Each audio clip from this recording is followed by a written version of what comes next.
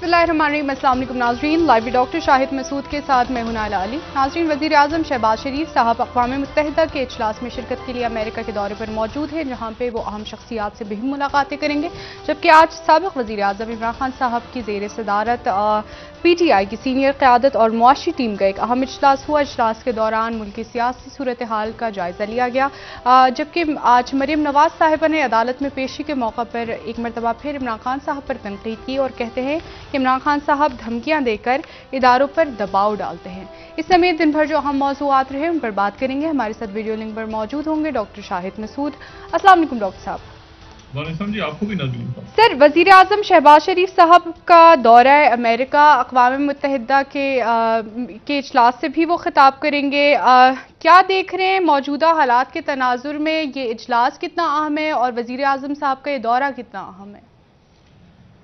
देखिए, दौरे पे अभी बात करते हैं, लेकिन उससे पहले ज़रा कल जो इमरान खान साहब का खिताब हुआ चकवाल में, एक तो उस खिताब के बाद क्या हालात हैं, क्योंकि वो जो खिताब था उसमें इमरान खान साहब शदीद गुस्से में थे और उन्होंने जो है वो,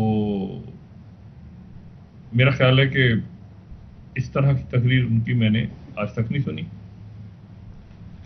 और उसमें वो उन्होंने ये कहा कि जी फिर वही एक्स बॉय, उन्होंने कभी तक कॉल आ रही है, उनके लोगों को कॉल आती है और खौफ का बुत गिराना होगा। और मतलब ये इससे एक, जो मैंने कल भी बात की थी कि आरिफ अलवी साहब की जो कोशिशें हैं वो कहीं दम तोड़ गई हैं और वो इससे कतई नज़र की कोई मुलाकातें हुई नहीं हुई, अच्छे नतीजे आए बुरे आए, हम तो ये बात इस तरह करते हैं।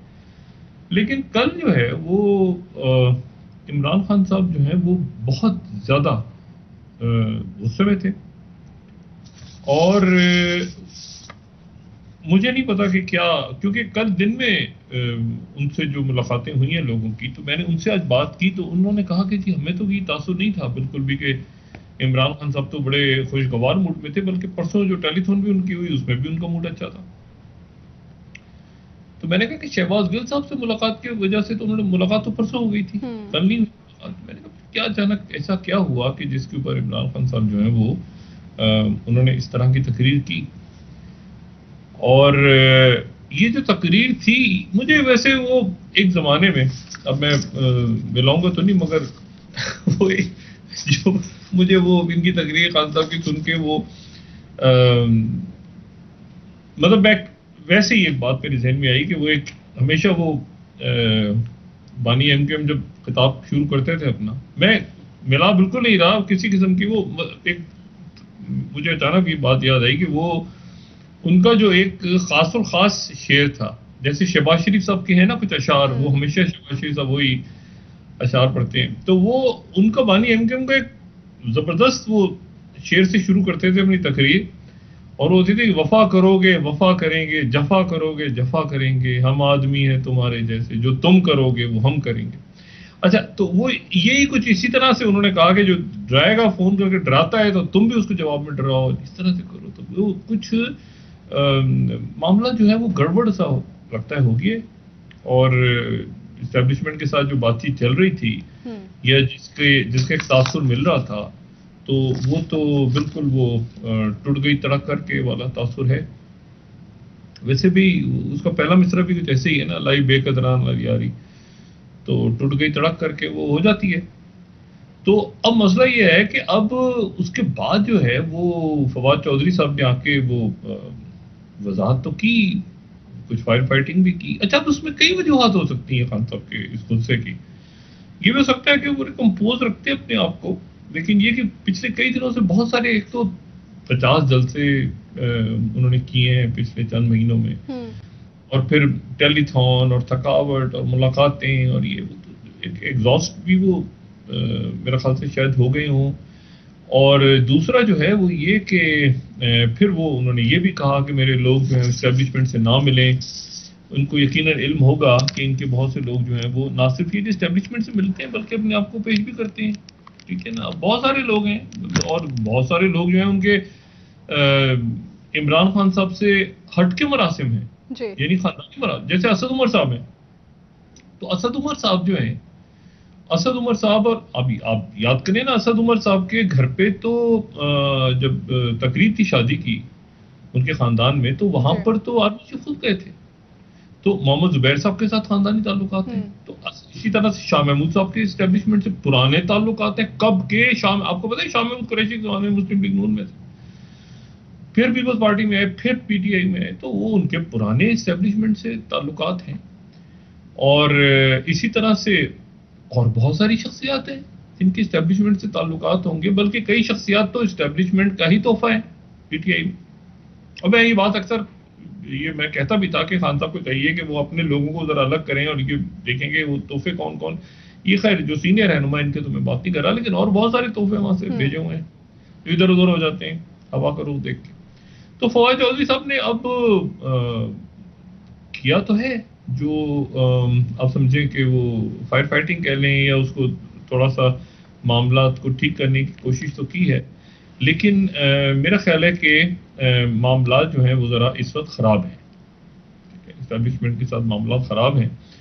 और इस वक्त जब हम बात कर रहे हैं तो जो है वो 3000 तो एफसी के एहलकार इस्लामाबाद पहुंच गए हैं, कंटेनर्स वगैरह लग रहे हैं मुख्तलिफ जगहों पे, और वफाकी हुकूमत ने 30,000 एहलकार पुलिस के, रेंजर्स के और एफसी के फौरी तौर पे चारों सूबाई हुकूमतों से मांगी है। पंजाब और केपी ने अभी फैसला नहीं किया, लेकिन वो हंगामी तौर पे अगर इमरान खान साहब किसी लॉन्ग मार्च का ऐलान कर दें तो उनसे निपटने के लिए ये तैयारियां जो हैं ये भरपूर शुरू हो गई हैं। और उसमें इसी दौरान आज जो है वो जो मरीम नवाज साहबा का जो आज केस लगा इस्लामाबाद हाई कोर्ट में, तो वो जो केस है वो तो बिल्कुल ऐसा लग रहा है कि मुकदमा तो मरीम नवाज साहबा एक तरह से फैसला अदालतें कर रहे हैं, लेकिन वो मुकम्मल तौर पे वो मरीम नवाज साहबा के फेवर में जा रहा है वो मामला, क्योंकि वो वहां पर 3-4 सवाल ही हुए ना। वहां उनसे नैब से पूछा कि भाई आप ये बताएं कि ये प्रॉपर्टीज कब, जो मैं थोड़ा सा समझा उसको, उन्होंने कहा प्रॉपर्टीज कब ली थी नवाज शरीफ साहब, उन्होंने कहा 93 में। उन्होंने कहा अच्छा ये मरियम नवाज साहबा का खत कब का, उन्होंने कहा 2006 का। उन्होंने कहा 93 में प्रॉपर्टियां जो थी वो मरियम नवाज साहबा का क्या उनसे ताल्लुक बनता है, ये साबित करें। फिर नवाज शरीफ साहब ने वो प्रॉपर्टियां कैसे खरीदी आपके मुताबिक ऑफशोर से, उनका ताल्लुक साबित करें। तो 93 में क्या रोल था मरीम नवाज साहबा का, 93 में तो रोल नहीं था, ये तो खत 2006 का है, तो 93 में क्या रोल था उसको साबित करें। तो मतलब वो जो था वो नैब कोई जवाब उसका नहीं दे पाई। तो फिर उनको कहा कि आप जाके 29 तारीख तक गालिबन मुकदमा जो है पोस्टपोन हो गया।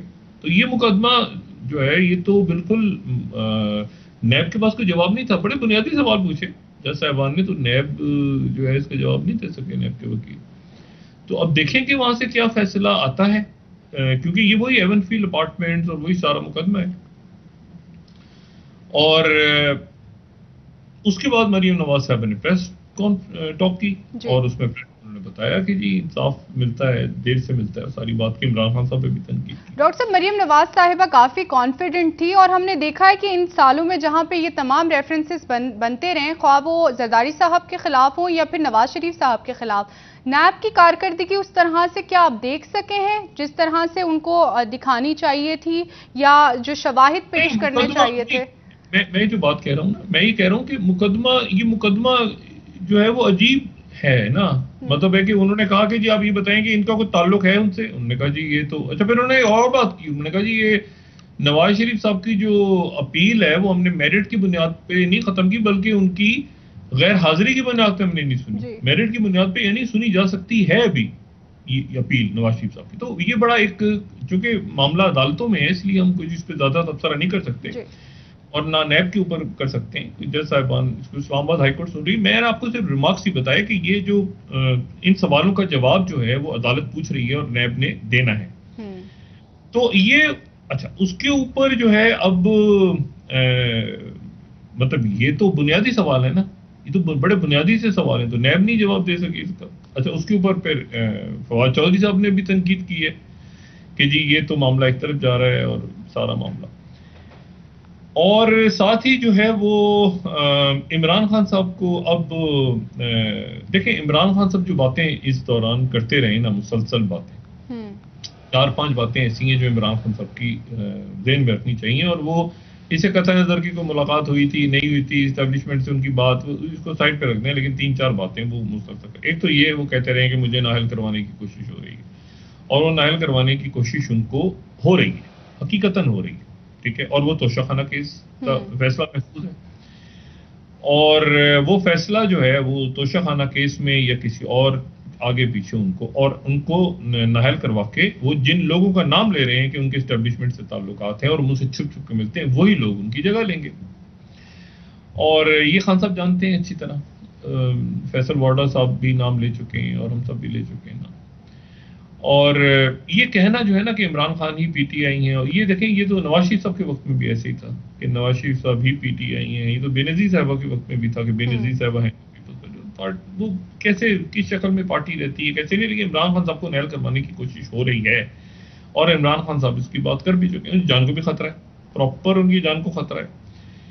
तो अब उसमें सियासत जो है वो बड़ी एक, आप कहें कि एक बहुत अजब से रुख पे चली गई है, जहाँ पर अच्छा अब देखिए ना, इसमें सैलाब है, एंजेलिना जोली पाकिस्तान आई हैं, अक़वाम मुत्तहिदा की वो जो है वो एम्बेसडर हैं, तो वहाँ से वो पाकिस्तान आई हैं सैलाब मुतासरीन के लिए मदद के लिए। और शहबाज शरीफ साहब जो हैं वो अक़वाम मुत्तहिदा में उनकी मुख्तलिफ मुलाकातें हो रही हैं जी। बिलावल भुट्टो ज़रदारी जो साहब हैं वो भी वहीं पर मौजूद हैं, उनकी भी मुलाकातें हो रही हैं। तो ये एक, और ये 23 तारीख तक यानी परसों तक वहाँ पर, परसों पर स्पीच है जो शहबाज शरीफ साहब की, उसके बाद वापसी है। अच्छा, 2-3 बातें यहाँ पे मैं करूं और फिर उसके बाद मैं वापस आता हूं कि ये अब खान साहब को, असल बात ये है कि खान साहब को गुस्सा क्यों आया और इसके इस्टेब्लिशमेंट से क्या ताल्लुकात इतने कशीदा हो गए कि उन्होंने फिर वही कहा कि मुझे, अच्छा कौन से लोगों को कॉल आ रही है। देखिए, एक तो इसमें मैंने लोगों से 3-4, देखिए ये जो इनके बड़े रहनुमा है, आपका ख्याल है कि इनको फोन करके कुछ डराएगा? मतलब मुझे नहीं पता कि किसको, मतलब क्या फवाद चौधरी को, क्या असद उमर को, क्या शाह महमूद कुरैशी को, इतने सीनियर रहनुमाओं को फोन करके कोई डरा सकता है? कारकुनों को कॉलें आ रही हैं, किसको कॉल आ रही है खुदा जाने।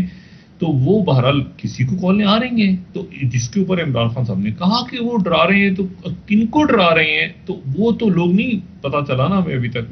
MP की बात हो रही है, MNAs की बात हो रही है, किसकी बात हो रही है? अच्छा, एक बात इसमें से और यहाँ पे साथ साथ कहता चलूं कि अक़वाम मुत्तहिदा की बात चली ना, जयशंकर जो भारत के, इस वक्त सारी दुनिया वहां मौजूद है, अक़वाम मुत्तहिदा को बड़ा बड़ा ये अहम वहां पे मामला चल रहे हैं दुनिया के। पहली बात तो ये है कि वहां पर भारत से हम शुरू करते हैं, भारत के जो वजीर खारजा हैं जयशंकर, वो अक़वाम मुत्तहिदा में मौजूद हैं। ज़ाहिर है वजीर आज़म मोदी नहीं है वहां पे, और वहां पर जो है वो जो जयशंकर हैं, उनका जो क़याम है वो कोई 11 रोज का है, ठीक है। वो 28 तारीख को, 18 को निकल गए थे पहले, और वो जो है वो 28 तारीख तक 10 रोज या 11 रोज वो उनका क़याम है वहां जी, न्यूयॉर्क में भी और फिर उसके बाद वाशिंगटन में। अब उनका जो इशू है वहां पर वो ये है कि एक तो वो एंथनी ब्लिंकन से तो मिल रहे हैं, जो कि वाशिंगटन में मिलेंगे गालिबन, लेकिन उसके साथ साथ ब्रिक्स का इजलास भी हो रहा है।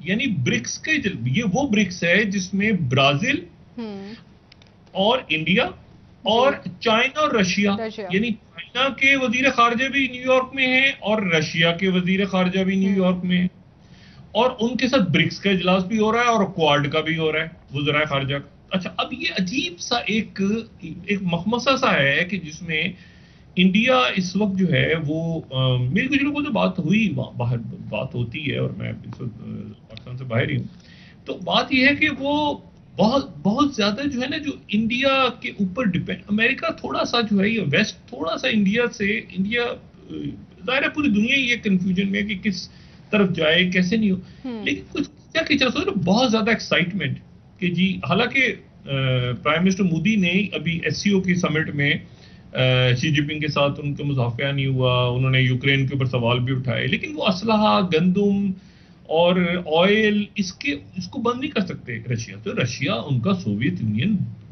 पुराना कोल्ड वॉर के जमाने का साथी, अफगानिस्तान वस्ती एशिया में जगह दी, अफगानिस्तान में सोवियत यूनियन की वजह से। आज भी अगर वस्ती एशिया में इंडिया की मौजूदगी जो है वो और फिर एससीओ में उनको लेकर आए, फिर ये चाबहार वोट और ये सारा, तो मतलब पुराने ताल्लुक असलाह सारा उनसे लेता है इंडिया। तो एकदम से ताल्लुकात खत्म नहीं हो सकते, लेकिन एक थोड़ी सी जिसको कहना चाहिए ना कि अमेरिका की तरफ से वो फील हो रहा है कि जी एक सदमोहरी सी है, एक हल्की सी मतलब है कि वो उनकी तरफ से एक थोड़ा सा ऐसे है कि जैसे बस ठीक है इंडिया है तो ठीक है, लेकिन वो जो एक्साइटमेंट थी बहुत ज्यादा वो शायद इस वक्त नहीं है इस वक्त। सही। अच्छा, तो एक तो ये बात हो गई। दूसरी जो बात है वो वहां पर चाइना के जो वजीर खारजा हैं, हाँ। वांग ली, उन्होंने जो है ये मैं बड़ी इंटरेस्टिंग बात है, वहां पर उनकी मुलाकात हुई है हेनरी किसिंजर से। अच्छा, हेनरी किसिंजर जो हैं वो 100 साल के होने वाली हैं अभी कुछ अर्से में। ये निक्सन दौर के आखिरी उनकी काबीना के शख्स हैं हेनरी किसिंजर, जो जिंदा हैं। और हेनरी किसिंजर जो हैं वो नेशनल सिक्योरिटी एडवाइजर और फिर सेक्रेटरी स्टेट, और 77 तक यानी 69 से 77 तक पूरी अमेरिकन बहुत बड़े, वियतनाम की जंग भी खत्म करवाई, उसके बाद नोबेल प्राइज मिला। ये अलग बात है कि नोबेल कमेटी के लोग रिजाइन कर गए थे एहतिजाजन, और फिर चाइना के साथ उन्होंने दरवाजा खोला सारा। तो हेनरी किसिंजर से मुलाकात हुई है उनकी, वांग ली की, और वो बड़ा पसंद किया जाता है चाइना में उनको। और साथ ही जो है वो चाइना ने बड़ा सख्त रिएक्ट किया है उस बात पे कि जो ताइवान के हवाले से सदर बाइडेन की स्पीच थी। अच्छा, अब मैंने कहा ना कि इस पूरा जो क्वाड और चाइना वाला खेल है ना, इसमें कहीं इंडिया को थोड़ा सा ऐसा लगता है कि वो जैसे एक तरफ रख के फिर अपनी पॉलिसी बना रहे हैं। सही हो गया डॉक्टर साहब, ब्रेक ले लेते हैं, यहीं से कंटिन्यू करेंगे वापस आके आपसे। हाँ, मैं वो बात बताऊं कि इमरान खान को गुस्सा क्यों आया, ये इमरान खान साहब ने ये स्पीच क्यों ऐसे की, इसकी वजह पे हम सर उस पर बात करेंगे आपसे मजीद। नाज़रीन एक ब्रेक ले लेते हैं, हमारे साथ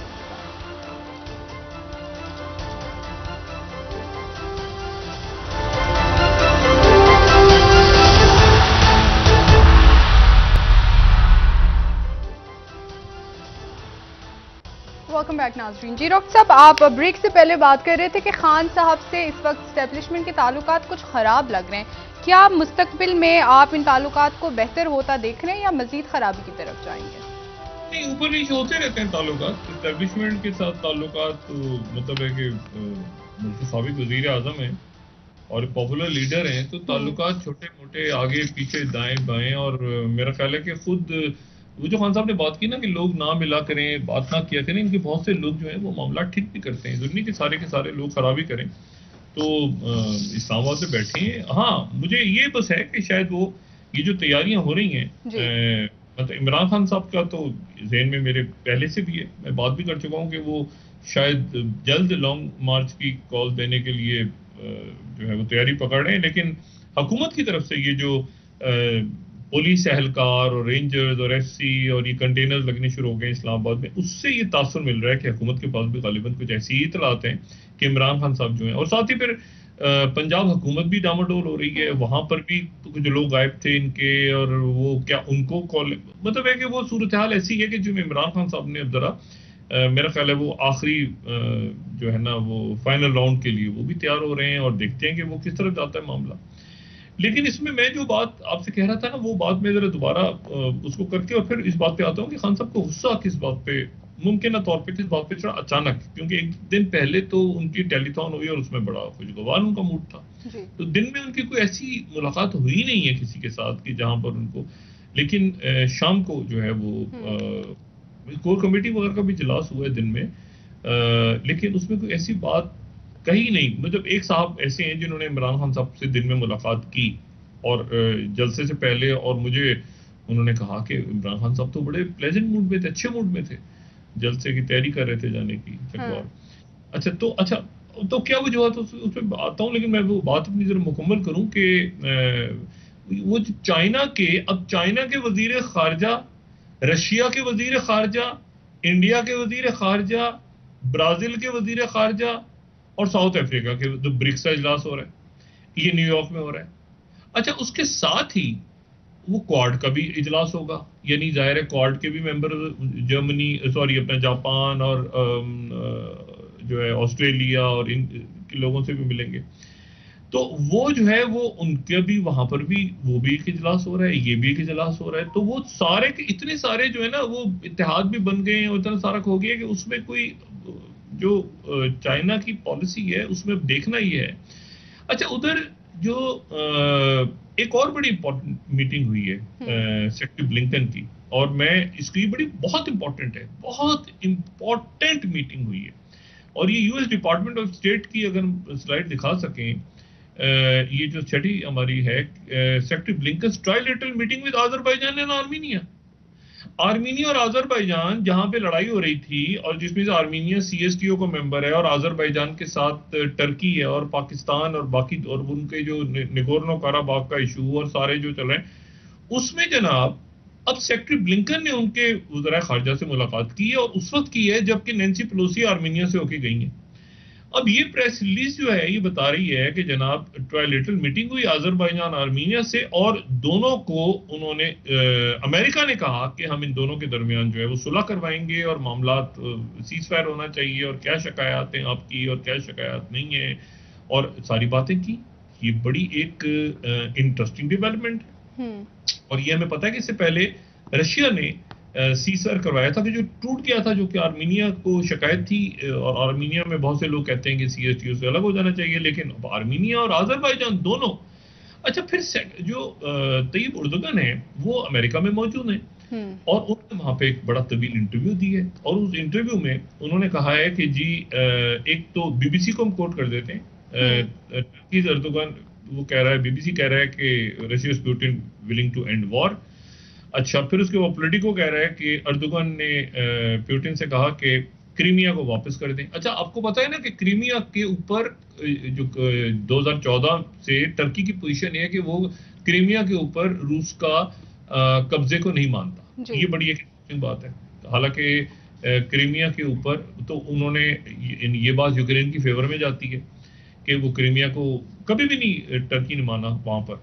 फिर वही बात दोहराई है। और फिर उसके बाद अरब न्यूज ये कोट कर रहा है कि रशिया और यूक्रेन एग्री टू स्वैप 200 कैदियों की भी अर्दोगन ने कहा है कि वो आपस में आ जा रहे हैं। अच्छा, तो ये अब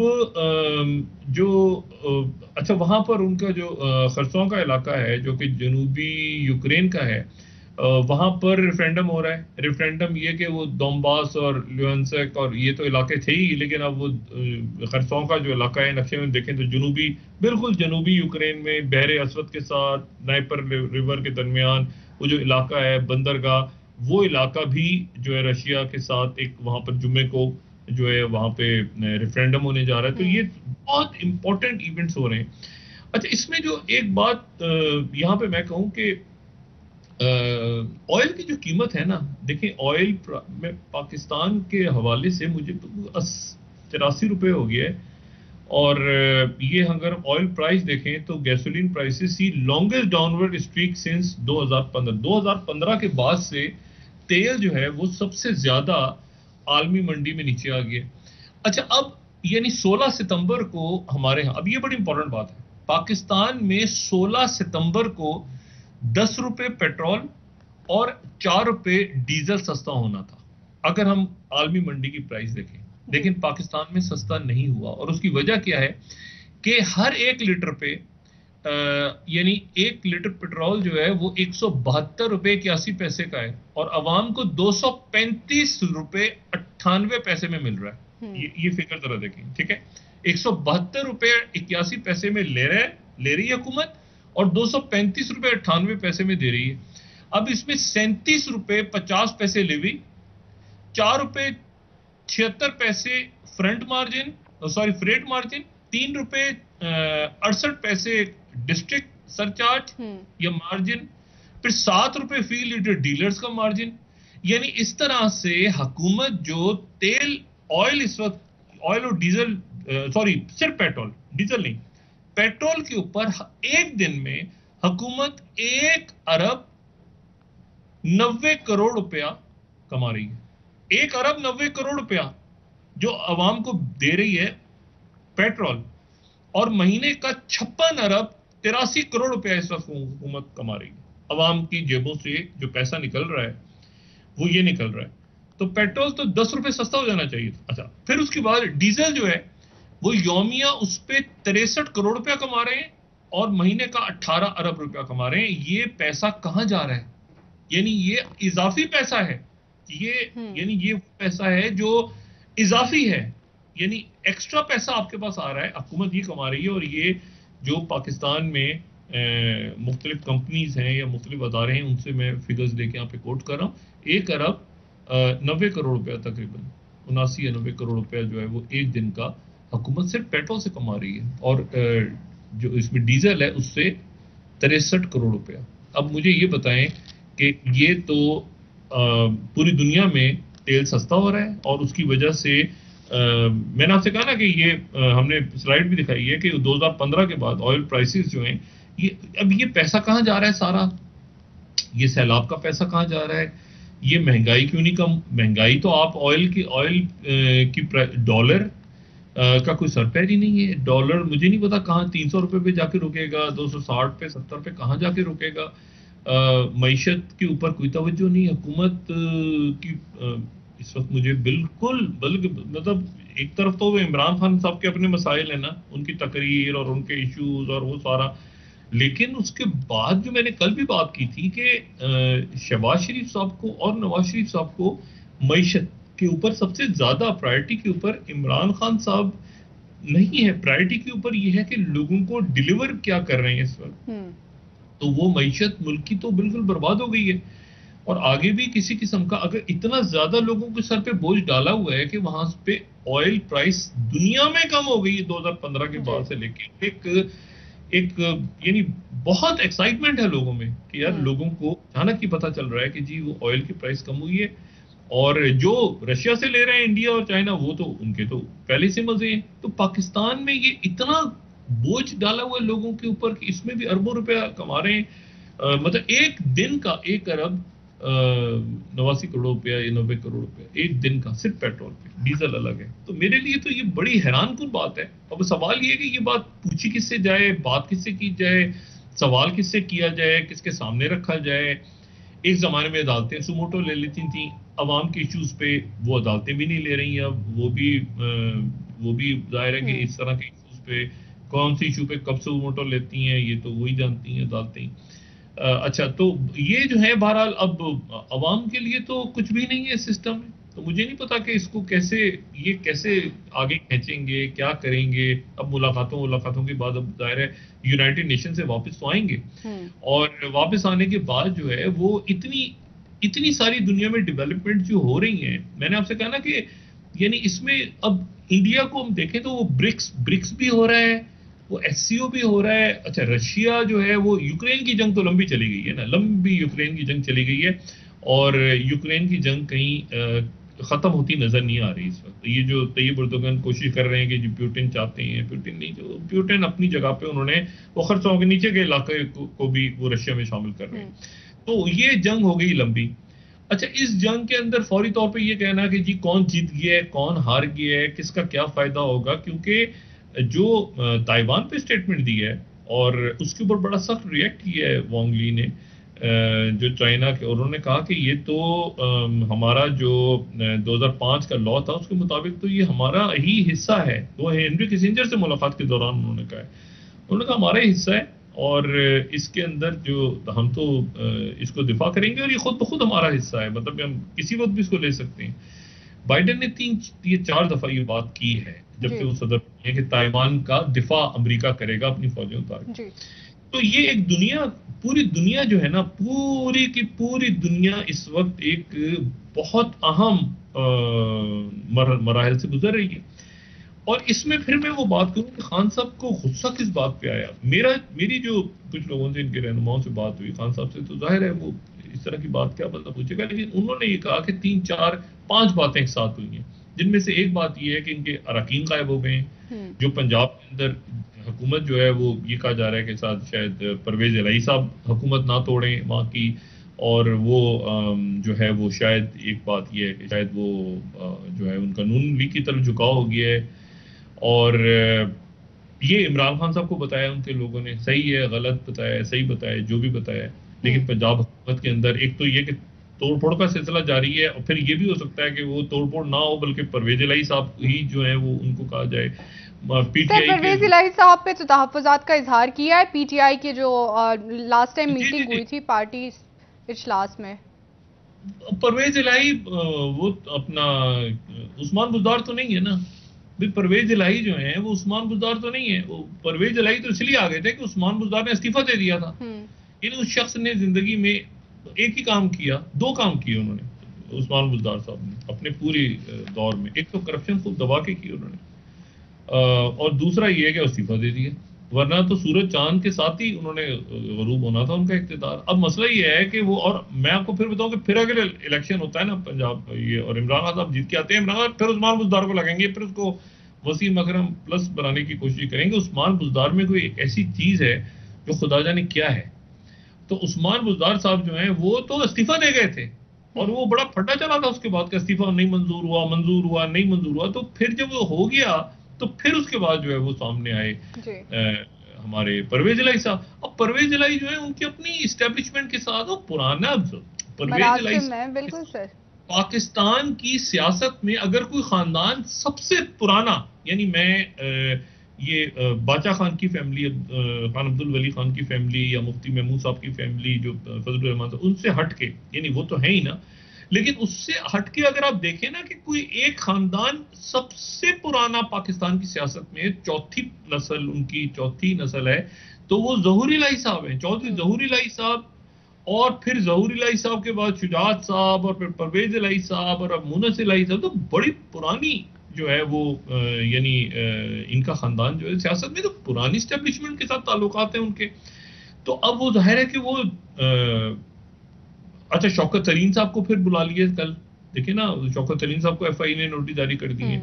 इमरान खान साहब का एक मामला दहशतगर्दी वाला खत्म कर दिया अदालतों ने, दूसरे मामले में शायद उनको सुबह फिर अदालत जाके जमानत करवानी पड़े। तो ये तो देखें, ये तो अब खान साहब के लिए आने वाले दिनों में, वो खुद भी इंजॉय करते हैं इस चीज को, खान साहब की, जब वो कहते हैं ना कि वो मुकाबला हो, मतलब मैं लड़ूं, मुकाबला, फाइटिंग, ये वो सारा। लेकिन मसला ये है कि यहाँ पर उनका मामला जो है वो अवाम के साथ तो ठीक है, लेकिन उनका मामला जो अदारों के साथ है, वो मामला जो है वो बनते बनते बनते बनते बनते बनते फिर बिगड़ गया, कुछ ज्यादा ही बिगड़ गया, मगर कुछ ज्यादा ही बिगड़ गया। मेरा ख्याल है इतना तो शायद उस वक्त में नहीं मूड खराब था इनका जब खान साहब की हुकूमत गई थी।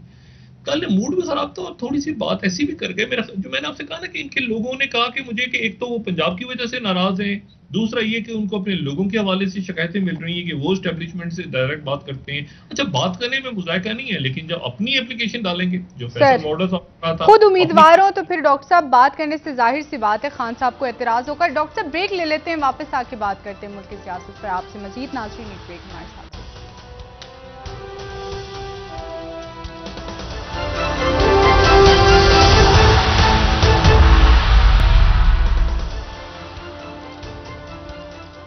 वेलकम बैक नाज़रीन। जी डॉक्टर साहब, सवाल अब ये है कि चूंकि इमरान खान साहब इस वक्त काफ़ी जारहाना मूड में सियासत कर रहे हैं, क्या इस वक्त उनके नाअहल होने के इम्कानात मौजूद हैं इन हालात में? इमरान खान साहब को यकीन है इस बात का कि उनको तोशा खाना केस में या किसी और केस में नाअहल करार दे दिया जाएगा। वो बार बार ये बात कहते हैं कि मुझे टेक्निकल नॉकआउट करने की कोशिश हो रही है। उनको यकीन है, अगर उनको कहा जाए ना कि जी नहीं ऐसे होगा, तो वो कहते हैं नहीं, उनको यकीन है इस बात का, और वो हर तकरीर में इसीलिए बात करते हैं। उन्हें कहा जाए ना कि जी नहीं, मतलब वो कहते हैं कि नहीं, मुझे टेक्निकल नॉकआउट करने की मुकम्मल तौर पे तैयारी है, और मुझे तोशा खाना केस में जो है वो नाअहल करार दे दिया जाएगा, या किसी और केस में। शायद उनको वकीलों ने बताया है या उनका तासुर है, लेकिन वो ये कह। अच्छा, ये जो कॉल है ना, अब इस पे दो तीन है बातें। पहली तो ये, अभी उनका जो अभी उन्होंने ट्वीट किया है थोड़ी देर पहले, तो इमरान खान साहब ने उसमें यही कहा है कि मुल्क की जो मईशत है वो बर्बाद हो गई है, और ये सारा उसका वाहिद हल जो है वो इंतखाबात है। नवाज शरीफ साहब ने वहां से कहा कि इंतखाबात तो नहीं होंगे। अच्छा, आज मौलाना फजलुर रहमान साहब ने भी बड़ी सख्त जवाब दिया इनको, और राना सनाउल्लाह साहब जो है वो कह रहे हैं कि रुख करके देखें इस्लामाबाद का जी। अच्छा, अब यहाँ पर खान साहब जो है वो तसादुम से गुरेज भी करना चाहेंगे, लेकिन इसके अलावा शायद कोई रास्ता भी नहीं है कि वो कॉल दें। अच्छा, कॉल देने से क्या मसाइल हल हो जाएंगे? क्या हुकूमत इलेक्शंस की तरफ चली जाएगी? क्योंकि दरमियान में ये बात देखिए 2-3 दफा ऐसा हुआ है। मुझे असल में ये थोड़ा सा मैं इसको मतलब बड़ी अजीब सी बात है कि देखें मई में भी ऐसे हुआ कि नवाज शरीफ साहब ने कहा कि हुकूमत इलेक्शंस की तरफ चली जाएगी। इनकी बैकडोर भी बात हुई, इन्होंने तारीख आगे पीछे कर दी इमरान खान साहब ने।